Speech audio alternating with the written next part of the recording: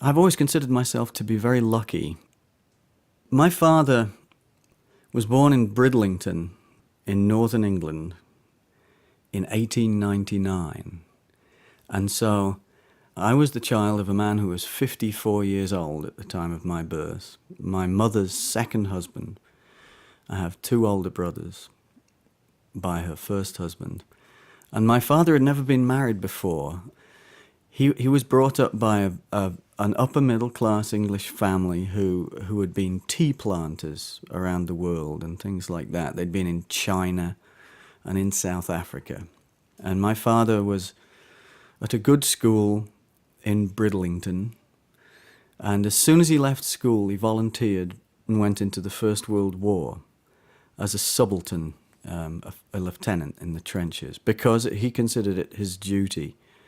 It was what a young man should do. And you certainly would not wait until you were pressed at that point. You did it out of honor. So he went into the First World War quite late on and survived. But after the war was over, he was in charge of prisoner of war camps in France. And I always think about what an effect that had on him. He would never, ever talk about it. And he was a very childlike man. And I know that when he came home from the war in 1921, what happened was that his aunts bought him a job. They bought him a position as an assistant trainee mine manager in the coal mines. They sent him down to coal mines to learn all the different skills of being a coal miner so he could be a mine manager. And he couldn't take it. He didn't do well in the job, and he left. And for all of his life, he then really just did what he wanted to do. He rode big motorcycles, he went fishing, he worked in parks in the summertime, he looked after his aged mother, and his aged mother had rheumatoid arthritis, and towards the end of her life, she supported herself, and I think occasionally supported my father still, by teaching the piano with the one hand that would still work. And I think she instilled my father with his love of music, but his father also was a musician. And in fact, my father would always say to me, you must be very careful because your grandfather played the banjo and he was an alcoholic.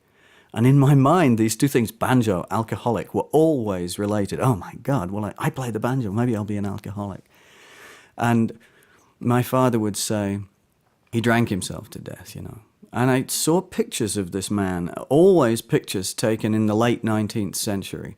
And he looked very debauched. He had black circles under his eyes and looked like a man on the way out. And my father would always say to me, he drank himself to death, he was a banjo player.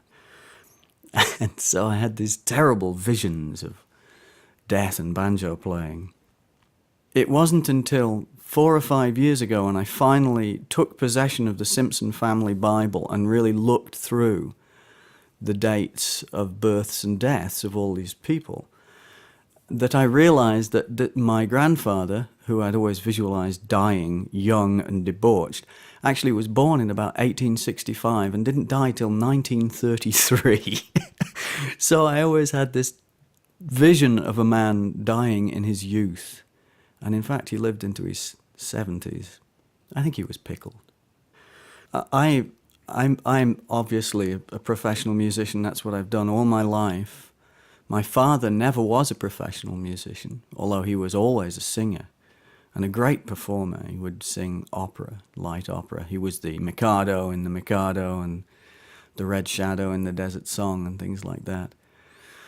And I always treasure the fact that the music came down through those characters, through my father who taught me to love song, and the fact that his mother taught music has always, I think, instilled me with a deep belief that it's a good thing to do. The picture of this woman almost, I was presented with a picture of almost a martyr teaching music. I have a very much healthier attitude to it, but I think very strongly about the gift that they gave me as a family.